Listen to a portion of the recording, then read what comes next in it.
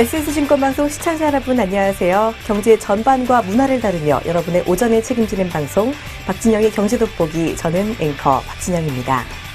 여러분 이제 신년 계획 잘 세우고 계신가요? 이 작심삼일이란 말도 있듯이 세워놓은 계획을 지키는 건 여간 쉬운 일이 아닙니다.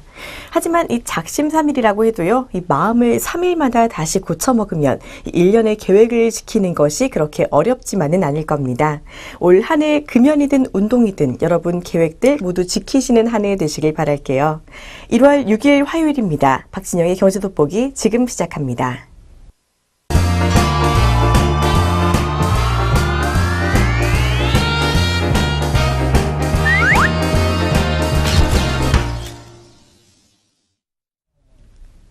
최신 경제 이슈를 빠르고 깊게 들여다보는 시간 동향돋보기입니다.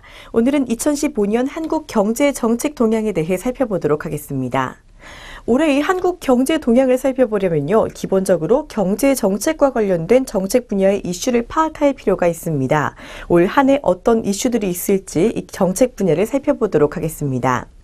일단 2015년은요, 박근혜 정부가 집권 3년차를 맞이하는 해로 이 정치적, 사회적으로 큰 정책 변화가 있기보다는요, 2014년의 이슈들이 현재 진행형으로 논의될 가능성이 높아 보입니다. 또한 이 한국 경제 역시도요, 이 저성장 기조에서 특별한 모멘텀을 찾기 힘들 것으로 전망됩니다. 우선 정치에서 본다면요, 2015년에는 특별한 선거 일정이 없습니다. 이에 따라 박근혜 정부는 2015년 연초부터 강력한 개혁 드라이브를 걸 가능성이 높은데요. 임기 반환점을 도는 2015년이 경제를 살리기 위한 각종 규제 완화나 공적 연금 개혁 등 이 정책을 밀어붙일 수 있는 사실상 마지막 기회이기 때문입니다. 2015년 5월에는요, 여야 원내 지도부가 나란히 교체되는데요. 여당의 새누리당은 원내대표와 정책위 의장이 러닝메이트로 경선을 실시합니다. 야당은 권력구조의 지형 변화가 예고되어 있는데요. 새정치민주연합은 올해 2월 초 전당대회를 열고 차기 당 지도부를 선출할 예정입니다. 한편 올 9월 정기국회에서는 2016년 총선을 겨냥해서요, 여야가 표를 얻기 위한 인기몰이용 법안과 정책을 쏟아낼 것이라는 우려도 나오고 있습니다. 공기업 개혁 부문에서는요, 이 2013년 7월 발표된 공공기관 합리화 정책 중에서요, 상대적으로 소홀하게 다루어졌던 상시적 기능 점검, 자율적 책임 경영 등의 것들이 2015년에 주목될 것으로 예측된다고 합니다. 공공기관의 과잉 기능을 해소하기 위해 기능 점검이 필요하지만요, 이는 정부 개혁으로 연결되는 민감한 과제입니다. 집권 3년 차에 들어가는 청와대가 이런 어려운 작업에 착수할지는 좀 더 지켜볼 일인데요. 어쨌든 이 공공기관의 자율과 책임 경영 시스템 구축, 그리고 부채 감축을 위한 제도 구축 역시 2015년의 화두가 될 전망입니다.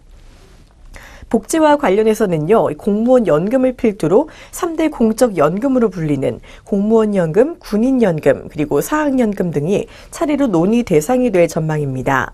연금 적자폭을 줄이기 위한 공무원 연금 개편안이 마무리되면요, 이를 둘러싼 공적연금 개편 논쟁이 뜨거워질 전망인데요. 여기에 역대 정부와 지방정부가 공약한 무상급식과 무상보육은 현재 복지 재정 조달이 사실상 불가능하기 때문에 재검토될 것으로 보입니다. 2015년 정부가 예상하는 한국의 경제 성장률은 4.0%를 밑돌고 있어서요, 세수 부족 현상이 가속화될 것으로 보이고요. 이런 상황에서 무상복지에 대한 재편과 증세 논란이 계속될 것이라는 예측이 있습니다. 한편 교육 부문에서는요, 2014년 세월호 참사의 여파가 2015년까지 이어져 학생 안전을 위한 많은 공적 투자가 이루어질 것으로 보입니다. 우선 노후 불량과 교육시설 개선에 나설 전망인데요. 이 재해 발생 때만 사용 가능하던 재해대책 특별교부금을 재난위험 시설 보수 보강 등 예방활동에 사용할 수 있도록 지방교육재정교부금법 개정이 추진될 것으로 예상됩니다. 주택과 관련해서도요, 2014년 9.1 대책에 따른 이 긍정적 시그널에도 불구하고 지속적인 파급 효과가 의심되면서 2015년 주택시장은 여전히 불안한 요소를 내포하고 있다고 볼 수가 있습니다. 2015년 경기 악화가 이어진다면요, 2015년 주택시장은 다시 마이너스 변동률을 기록할 가능성도 배제할 수 없다는 겁니다. 주택 매매 시장이 활력을 띠기 위해서는요, 정부의 적절한 부양책과 경기 회복이 조화를 이뤄야 합니다. 전세 시장은 금리 하락으로 집주인들이 보증부 월세 선호 현상이 두드러지고 있어서 전세난이 가중될 것으로 보입니다. 이에 따라 전국적으로 전세값이 5에서 8% 상승할 거라는 전망이 있습니다. 국내 노사 관계는요, 이 안정화 추세 속에 새로운 질적 변화를 예고하고 있습니다. 통상임금 소송, 그리고 정년 연장법, 휴일 근로의 근로시간 포함 및 초과 근로수당 대상 판례와 입법화 움직임 등 이런 기업의 경제적 부담을 가중시키는 일련의 제도 개선 움직임이 본격화되고 있는데요. 이런 제도 개선은 노사 대표 간의 대결 구도에서 근로자 중심의 노사 관계 이슈들이라는 점이 특징입니다. 환경과 관련해서는요, 2015년 1월부터 온실가스 배출권 거래제가 시행되면서 기업들의 움직임이 분주해질 전망입니다. 기업 활동 전 부문에 걸쳐서요, 이 에너지 효율 개선과 온실가스 감축 기술 개방 등 이 배출권 비용을 절감하기 위한 투자가 활발해질 수 있다는 것입니다. 문화예술 분야에서는요, 둔화되고 있는 국내 문화 콘텐츠 수출이 관건입니다. 2014년에 이어 엔화 환율이 특별한 변동이 없는 한 해는요, 이 경기 침체가 지속될 것으로 전망이 되는데요. 그 가운데 문화 콘텐츠 산업도 전반적으로 저성장이 예상됩니다. 단 이 세계 시장에서 빠르게 성장하는 게임 분야는 플랫폼을 달리하지만 고성장이 예상된다고 하는데요. 하지만 정부의 게임 중독법 제정은 이 산업 성장에 악영향을 미칠 것이 확실합니다. 하기 때문에 규제 동향에 촉각을 곤두세워야 할 필요가 있겠습니다.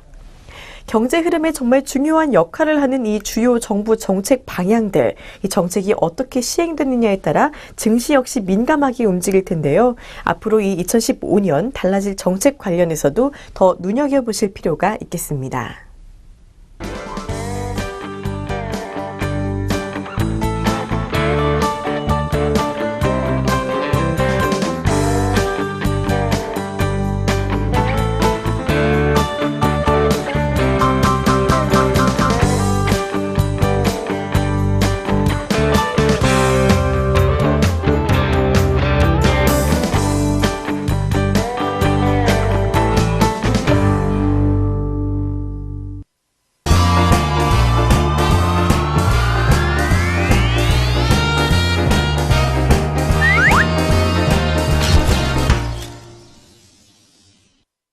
아리송한 단어 확실하게 잡아가는 시간 용어 돋보기입니다. 오늘은 디폴트에 대해 살펴보도록 하겠습니다. 요즘 이 유가 하락으로 러시아의 루블화가 폭락하면서요, 러시아의 디폴트, 즉 채무 불이행 위기가 커지고 있다는 보도가 많이 나오고 있습니다. 이 때문에 이 세계 금융시장 역시 요동치고 있는데요. 유가가 하락하는데 왜 러시아 경제가 위기에 빠지는지, 그리고 디폴트가 무엇이길래 이 다른 나라 금융시장에까지 큰 영향을 주는 것인지 살펴보도록 하겠습니다. 보통 이 상품 값이 떨어지면요, 소비자 입장에서는 아주 좋습니다. 예를 들어 1,000원짜리 과자가 팔리지 않아 몇 달 뒤에 500원으로 떨어진다면요, 소비자는 예전에는 1,000원짜리를 가지고 과자 한 봉지밖에 사지 못했는데 이제는 2봉지나 살 수 있으니까 이익을 얻을 수 있습니다. 그렇지만 이 과자 회사 입장에서는 어떨까요? 이 회사가 과자를 만드는 데 드는 비용이 700원이라고 한다면 이 과자 회사는 500원짜리를 한 봉지 팔 때마다 200원씩 손해를 볼 수밖에 없을 겁니다. 결국 이 과자 회사는 손해를 이기지 못하고 문을 닫고 말겠죠. 원유 역시 마찬가지입니다. 이 동전의 양면처럼 유가에 대한 효과도 정반대가 있는데요. 유가가 떨어지면 한국같이 기름이 한 방울도 나지 않는 비산유 국가는 큰 이익을 받게 됩니다. 하지만 러시아와 중동과 남미 등 이 산유국은 입장이 좀 다른데요. 생산 원가보다 유가 시세가 떨어지면 큰 어려움을 겪습니다. 요즘 국제유가는 6월 최고치보다 50% 가까이 떨어졌는데요. 이렇다 보니 러시아의 발등에 불이 떨어진 겁니다. 러시아는 석유와 천연가스가 총 수출의 67%를 차지하고 재정 수입에서 원유 관련 세수가 50%를 넘습니다. 이렇게 러시아 경제가 불안하다 보니까요, 러시아의 루블화 가치는 올 들어서만 60%가량 떨어졌다고 합니다. 경제가 불안할 때 그 나라의 통화 가치가 떨어지는 이유는요, 만약 러시아 경제가 안정적이라면 많은 나라가 러시아에 투자를 하게 됩니다. 예를 들어 한국에서 만든 러시아 관련 펀드는 러시아 증시 등에 투자를 하게 되겠죠. 보통 한국 투자자가 맡긴 돈을 국내 운용사가 받아서 러시아 금융상품 등에 투자를 하게 될 것입니다. 이때 한국 원화가 러시아의 루블화로 환전되어서 투자가 되는데요. 하지만 이렇게 러시아 경제가 어려워진다면 어떨까요? 투자자가 서둘러서 돈을 빼려고 할 것입니다. 시간이 갈수록 루블화 가치와 러시아의 각종 금융상품 값이 내릴 테니 말입니다. 결국 많은 사람들이 한꺼번에 이 러시아 금융시장에서 돈을 빼서요, 국제 공용화폐인 달러로 바꾸려고 할 겁니다. 이렇다 보니까 루블화 값은 갑자기 급락하게 되죠. 최근에는 루블화 값이 하루에 19%나 떨어지기도 했다고 합니다. 루블화 가치가 폭락하면서요, 이 러시아 현지에서는 달러화와 공상품, 사재기 현상이 나타나기도 한다고 합니다. 영국 파이낸셜 타임스는요, 일반 시민이 앞다투어서 루블화를 달러랑 유로화로 바꿨기 때문에 일부 은행 지점에서는 무려 보유한 외화가 바닥을 보이고 있다고 보도하기도 했는데요. 자동차와 가전제품 등 이 비싼 공산품을 미리 사두려는 고객들의 발길이 이어지고, 또 애플은 러시아에서 온라인 판매를 중단하는 사태도 빚어지기도 했습니다. 애플이 이 온라인 판매를 중단한 이유는요, 루블화 가치 하락으로 제품 가격을 재검토하고 있기 때문입니다. 이렇듯 자기 나라의 화폐 가치는 뚝 떨어지고 나라 곳간에 세계 공용화폐인 달러가 바닥이 나면 어떻게 될까요? 이런 다른 나라 빚을 갚지 못할 위기가 생깁니다. 또 환율이 1달러에 30루블이었는데 1달러에 60루블로 바뀌었다면 어떻게 될까요? 예전에 100달러 빌렸던 사람은 3000루블만 지불하면 됐지만 이제는 6000루블이나 갚아야 하게 됩니다. 환율 탓에 빚이 갑자기 2배로 늘어나게 된 셈이죠. 여기다가 많은 나라들이 러시아에 돈을 빌려준 곳에서 돈 떼일 것을 우려한다면요, 빨리 돈을 돌려고 아우성을 부립니다. 당장 갚지 못하면 훨씬 더 높은 이자를 내라고 하기도 하죠. 또 나라 곳간인 재정의 가치가 폭락한 루블화만 쌓여 있고 빚 등을 갚아야 할 달러화는 곧 바닥을 드러내려고 합니다. 현재 러시아의 외환 보유액은 4천억 달러로 추산되는데요. 이는 한국의 외환 보유액인 3,631억 달러보다 많은 수치입니다. 하지만 전문가들은 1년 내에 만기가 돌아오는 러시아의 장단기 외채와 러시아를 빠져나가는 외국인 자금도 이 정도 될 거라고 추산하고 있습니다. 결국 이 러시아의 외환 보유액이 0 또는 마이너스인 상태로 될 가능성이 크다는 얘기인 거죠. 나라가 이렇게 되면요, 애초 계약대로 원금이나 이자를 갚을 수 없는 상황에 빠지게 됩니다. 이를 채무 불이행이라 해서 영어로 디폴트라고 합니다. 채무자가 돈을 갚지 못하게 됐다고 선언하는 걸 바로 디폴트 선언이라고 하죠. 한 나라가 디폴트 선언을 한다는 건요, 국가가 파산에 빠졌다고 인정하는 셈이기도 합니다. 보통 디폴트 선언을 하기에 앞서서 모라토리엄, 즉 채무 상환 유예라는 응급 조치가 있어서요, 디폴트 선언이 자주 일어나지는 않습니다. 지체하다라는 뜻의 라틴어 모라리에서 파생된 말인 모라토리엄은요, 제때 빚을 갚기 어려울 때 빚 갚기를 미루는 것을 말합니다. 국가가 모라토리엄을 선언하면요, 법정 관리를 받는 기업처럼 채무 조정 절차를 밟게 됩니다. 러시아는 이미 1997년 아시아 외환위기 직후인 1998년에 모라토리엄에 빠졌는데요. 한국도 97년 외환위기로 IMF로부터 구제금융을 받았지만 디폴트나 모라토리엄까지는 가지 않았습니다. 러시아 경제가 흔들리면 러시아에만 문제가 되는 것은 아닙니다. 경제 위기는 바이러스처럼 이웃나라에 전염이 되는데요. 세계 전문가들은 러시아의 경제 위기가 현실화될 경우 한국을 비롯한 신흥국 시장에서 자본 유출이 본격화될 것이라고 경고하고 있습니다. 요즘 세계 시장에서 큰 손은 미국과 유럽, 일본 등 선진국 자금입니다. 세계 각국에 투자를 하고 있는데요. 그렇지만 만약 러시아 경제가 위기에 빠진다면 러시아와 비슷한 신흥국도 자금 위험에 빠질 것으로 예상하고 서둘러 돈을 빼게 됩니다. 이것이 바로 신흥국 자본 유출입니다. 큰 손이 돈을 거둬들이기 시작하면요, 정도의 차이는 있지만 러시아와 비슷한 현상이 벌어집니다. 갑자기 외국인이 증시에서 돈을 빼니까 증시는 폭락하게 되고요. 그런 다음 이 돈을 달러로 바꿔 가져가려 할 테니 그 나라의 통화 가치도 급락하게 됩니다. 이렇게 악순환이 되면 세계 경제는 큰 위험에 빠지게 되죠. 1997년 아시아 외환위기 이후 세계 경제가 큰 혼란에 빠진 것도 바로 이런 이유에서입니다. 유가 하락에 서방 제재까지 맞물려 쉽지 않은 상황을 보내고 있는 러시아인데요. 이 디폴트 위기설까지 나오는 걸 보니 상황이 좀 심각하긴 한 것 같습니다. 이 세계 금융시장이라는 게 그 나라만의 위기는 아니다 보니까요. 그냥 남의 나라 일이라고 넘길 일은 아닐 것 같은데요. 이 하루빨리 그 위기 상황이 좀 완화되기를 기대해 보는 것도 좋겠습니다.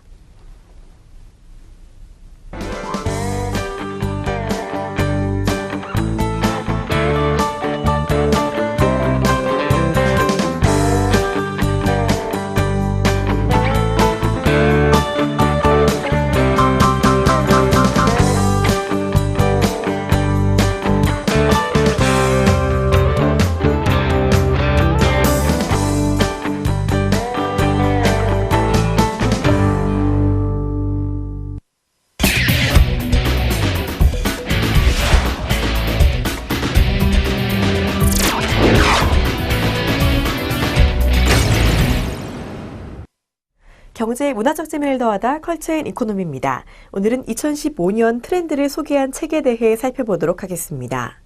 지금 서점에서는요, 이 을미년에 일어날 사회적 현상과 소비와 문화 트렌드를 예측하는 책들이 매대를 차지하고 있다고 합니다.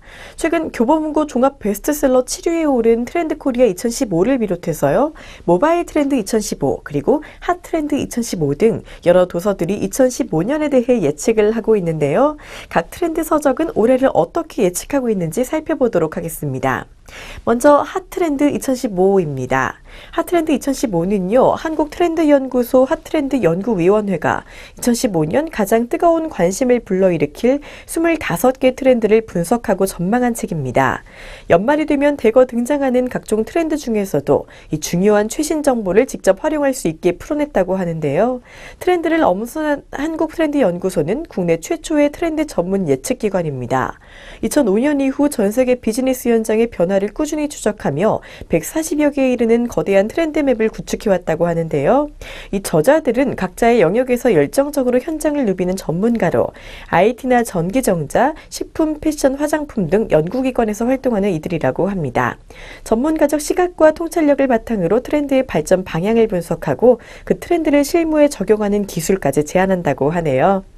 이 책은 각 트렌드를 가장 효율적으로 해설하기 위해 일정한 틀을 제시합니다.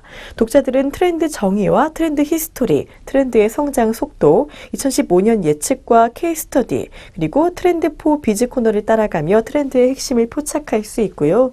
국내에 한정하지 않고 전 세계적인 변화의 맥락에서 조정했다고 합니다. 먼저 트렌드 히스토리와 성장 속도 그래프로는요, 시간의 흐름에 따른 변화를 파악하고 장기적인 관점에서 해당 트렌드의 방향과 지향점을 예측하게 합니다. 케이스 스터디를 통해 세계 각국에서 목격할 수 있는 생생한 사례도 보여준다고 하네요. 트렌드4 비즈는요, 핵심적인 부분으로서 독자들이 각 트렌드를 실제 비즈니스 현장에서 활용할 수 있는 방법을 보여줍니다. 전문가적 시각으로 풀어놓은 전망과 예측 속에서요, 독자들은 연상 작용을 통해 스스로 아이디어를 떠올리고 또 각자의 업무에 적용하는 법을 찾을 수 있다고 하네요. 책에서 선정한 25가지 트렌드는 크게 3개의 범주로 나뉜다고 합니다. 바로 새로운 사람들, 새로운 사물들, 그리고 새로운 도시들입니다. 또 시시각각 변하는 인간의 욕구와 니즈는 제품과 서비스에 가장 잘 반영됐다고 하네요. 먼저 새로운 사람들에서는요, 일상 속 제품과 서비스를 통해 변화의 흐름을 포착합니다. 혼합감각, n분의 1잡, 미스터 네스터라는 트렌드 키워드 등으로 정리가 되고 있습니다. 다음으로 새로운 사물들에서는요, 기술과 사물의 긴밀한 관계 속에서 어떤 기회를 발견할 수 있을지 중점적으로 다뤘습니다. 넷샵과 모바일 헬스케어, 인텔리전트 토이, 그리고 디지털과 모바일이 어떻게 진화할지 예측하고 있다고 하네요. 그리고 새로운 도시들에서는 삶의 터전인 공간에서 어떤 변화들이 일어나고 있는지를 주로 다룹니다. 거리 트래킹, 도시농부, 엔돌핀 DC 등 이 도시 풍경의 변화에 따른 다채로운 일상의 모습도 만나볼 수 있다고 하네요. 핫트렌드 2015에 소개된 25가지 트렌드는요, 최근 10년간 추적한 140개 비즈니스 중 뚜렷하게 시장화가 진행된 트렌드만 엄선했다고 합니다. 내년을 준비하는 사업가부터 일반인까지 모두 참고할 만한 책이라고 볼 수가 있겠네요. 한편 서울대 트렌드 분석센터가 발표한 트렌드 코리아 2015에서는요, 내년 핵심 키워드를 카운터십이라고 명명했습니다. 이 책은 2009년부터 각 연도에 해당하는 12가지 동물에 빗대어서 키워드를 발표해왔는데요. 이 카운트십이란 잡이 안 올 때 한 마리, 두 마리 양을 세듯이 평범한 일상에서 작은 행복을 추구한다는 의미를 담으면서 양의 순환 이미지처럼 결단력이 떨어지는 대중을 의미하기도 합니다. 이 책은 또 정보 과잉 시대에 결단을 내리지 못하고 끊임없이 망설이는 대중을 뜻하는 햄릿 증후군이 늘어날 거라고도 내다봤는데요. 또 셀카봉으로 자신의 일상을 매 순간 담으려는 자기 과시형인 셀피족, 그리고 평범함을 추구하는 놈코어족과 회생보다는 인생을 즐기려는 할머니를 뜻하는 어번그라니 문화가 두드러질 것으로 예측하기도 했습니다. 또 다른 책인 이 라이프 트렌드 2015에서는요, 2015년 대세를 가면을 쓰는 사람들로 정의했습니다. 해고를 당해도 페이스북에는 웃는 모습과 함께 꿈을 위해 사표를 냈다라고 쓸 수밖에 없는 이 SNS 속 가식과 의선을 가면에 비유한 것이죠. 이에 SNS 이탈 현상이 두드러지는 한편 한적한 시골 등으로 이주해 삶의 여유를 찾는 킴포크 스타일이 유행할 것으로 내다봤습니다. 트렌드 키워드를 살펴보다 보면요, 아주 낯설지만은 않은 단어들도 보이는데요. 이는 문화 역시 연속성을 갖기 때문이라고 합니다. 그래서 트렌드가 매년 완전히 뒤엎어지지는 않는다는 건데요. 기존 현상이라도 내년에 크게 유행할 것으로 예상된다면 키워드로 부각시킨다는 것이 이 저자들의 입장이라고 합니다. 작년에 이어 올해도 여러 가지 특징들이 부각이 되고 있는데요. 2015년의 트렌드 미리미리 예측하셔서 앞으로 각광받는 산업에 대해 잘 생각해 보신다면 성공 투자에 더 가까워질 수 있지 않을까 생각합니다.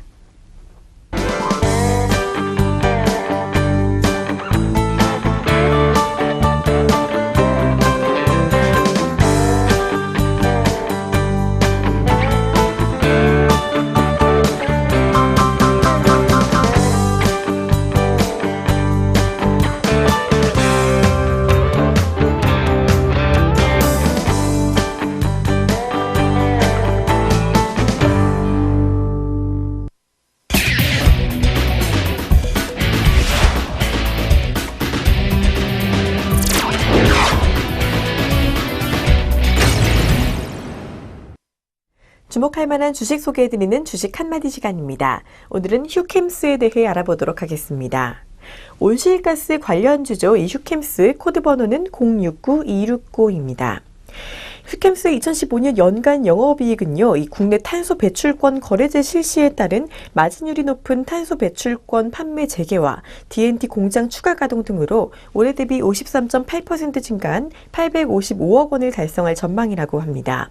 또한 현재 휴캠스의 암모니아 구매량은 연간 30에서 35만 톤으로 말레이시아 법인에서 낮은 가스 가격으로 생산한 암모니아를 전량 조달받는다면요, 이 말레이시아에서 한국까지 톤당 30달러인 운송비를 고려한다고 하더라도 2014년 대비 연간 영업이익 규모가 166% 이상 증가할 것으로 예상된다고 합니다.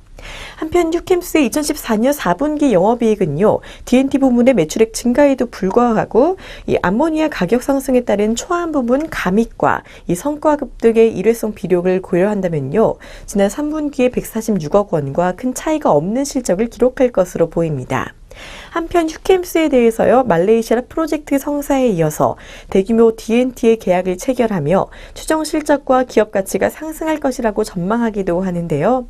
말레이시아 프로젝트 성사에 이어 지난 3일 한화 화인케미칼과 오는 2032년까지 270만 톤 이상의 D&T 장기 공급 계약 체결을 발표했기 때문에요.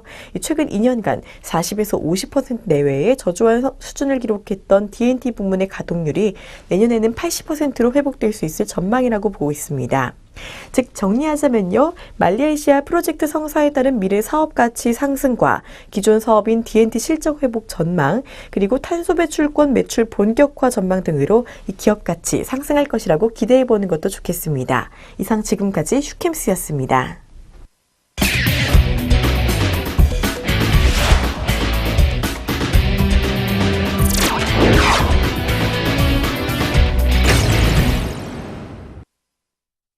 경제적으로 사느라 지친 삶 가운데 쉼표가 되는 시간 3분 문학충전입니다.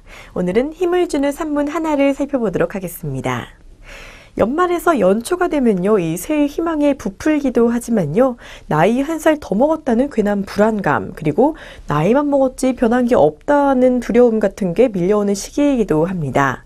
어릴 때는 나이를 먹으면 이 불안감이 없어질 거라고 막연히 생각을 했지만요, 이 삶 자체가 불안한 것이기 때문에 나이를 얼마나 먹든 이 불안하지 않는 시기는 없는 것 같습니다.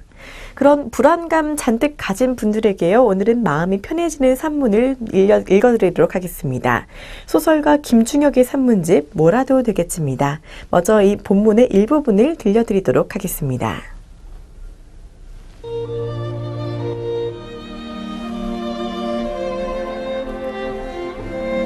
모든 것이 순식간에 바뀌고 어제와 오늘의 변화가 10년 동안의 변화와 비슷하게 느껴지는 요즘이다. 하지만 모든 것이 너무 빠르게 바뀐다고 나까지 급해질 필요는 없다. 급한 건 세상만으로 충분하다. 새해에 세운 나의 계획을 점검해 본다. 너무 도전적인 것은 아닐까? 너무 빨리 걸으려고 하는 것은 아닐까? 목표가 너무 거창한 것은 아닐까? 하루는 24시간이고 한 달은 30일이고 1년은 12달이다. 시간은 충분하다. 우리의 목표가 세계 최고의 부자가 되는 것이 아니라면 그저 성실하게 천천히 걷는 것만으로 충분하지 않을까?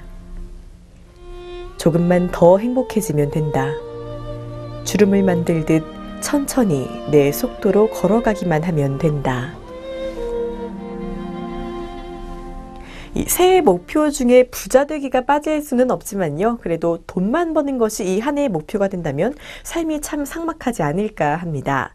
자본주의 시대에 돈은 많으면 많을수록 좋은 거긴 하지만요, 그래도 돈 자체가 이 삶의 목표가 된다면 행복은 조금 더 멀어지곤 하죠.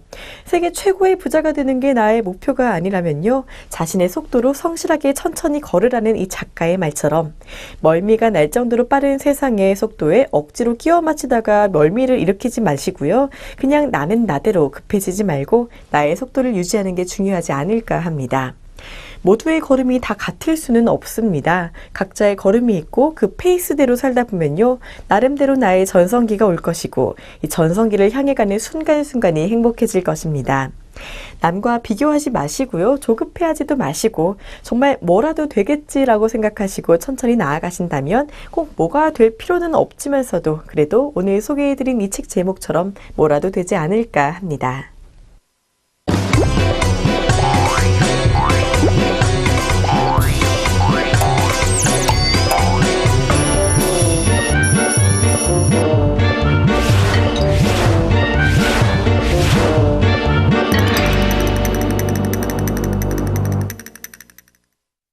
요 며칠 포근하다 싶더니 오늘부터 다시 추워지기 시작했습니다. 하지만 이렇게 날씨는 춥지만요, 그래도 마음만은 따뜻한 하루 보내시길 바랄게요.